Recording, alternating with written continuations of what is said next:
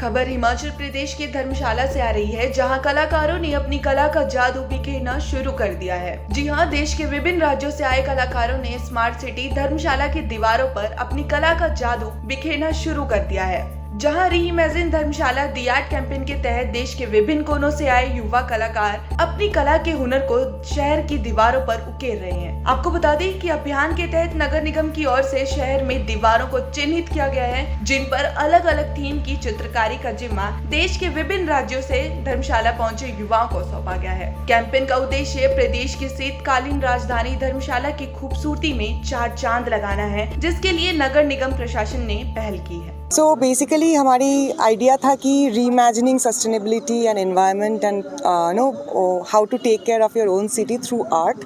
सो हम कोशिश किए कि जितने भी पूरे इंडिया से काफ़ी सारी जगह से आर्टिस्ट आए यहाँ पे, और हमारी जो सिटी है जो ऑलरेडी बहुत खूबसूरत है उसको और कैसे खूबसूरत बना सके। So the idea was to paint all the walls of Dharamshala, involve all the people who are out here and at the same time keep it as beautiful as possible। Motive ये है कि कम से कम कचरा लोग इधर उधर फेंकें। मोटिव ये है कि लोग अपने शहर का ख्याल रखें, because we still live in a very eco sensitive zone which is very important to take care. So that was the idea behind this art campaign. जिस तरह से पेंटिंग यहाँ पे कर रहे हैं तो हिमाचल के ट्रेडिशन को आप बढ़ावा दे रहे हैं, लेकिन जो यूथ है अभी की बात करें तो नए ट्रेडिशन की ओर जा रहा है, क्या कहेंगे? सो जैसे मैंने बोला कि नए ट्रेडिशंस बहुत इंपॉर्टेंट भी, नए ट्रेडिशंस क्या, नया ट्रेंड्स जो होते हैं वो इम्पॉर्टेंट है, उसको अडॉप्ट करना भी इम्पॉर्टेंट है, बट पुराने ट्रेडिशंस को भूल के नहीं, उसको भी इवॉल्व होना चाहिए। ट्रेडिशंस भूल के नए चीज़ को अडॉप्ट करने में बहुत सारी चीज़ें लॉस हो जाती है, नॉलेज लॉस हो जाती है। तो it's more of evolving from the previous all the traditional know how that we have, तो उसको अडॉप्ट करके उसको आगे लेके जाना is more important, that I feel, rather than just following something which is just going on with the society at this moment। कहाँ से artist यहाँ पे पहुँचे? काफ़ी सारी जगह से हैं। हिमाचल से बहुत सारे लोग हैं, नागपुर से हैं, चंडीगढ़ से हैं, दिल्ली से हैं, गुड़गांव से हैं, साउथ से हैं। सो it's a brilliant initiative that has been taken by the corporation and we are just enabling it as much as possible from these warriors। ये 5 दिन का शुरुआत थी, मतलब 20 से 25 तक, लेकिन अभी तो और भी जैसे माहौल बन रहा है और भी चलेगा कुछ दिन। कौन कौन सी पेंटिंग्स आपके द्वारा बनाई जा रही हैं? यहाँ पे starting from Kotwali Bazaar to education board which is a बहुत लंबा स्ट्रेच है। जो यहाँ पे रहते हैं उनको पता है कि वो एक लंबा स्ट्रेच है जहाँ पे जितने भी हमको बहुत बड़े बड़े दीवार मिले हैं उसको सब हम पेंट कर रहे हैं।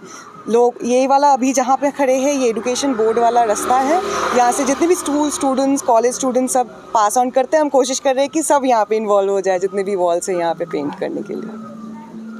दरअसल ये जो पेंटिंग है ये दरअसल अंडर है हमारे MCD धर्मशाला के अंडर, और इन्होंने वेस्ट वॉरियर्स के साथ एक कैंपेन स्टार्ट किया है जिसका नाम है री इमेजिन आर्ट कैंपेन। तो इसमें जो थीम है वो बेसिकली सस्टेनेबल डेवलपमेंट को कल्चर के साथ कैसे शोकेस किया जाए, तो उसी पर हमारे आर्टवर्क्स है सारे।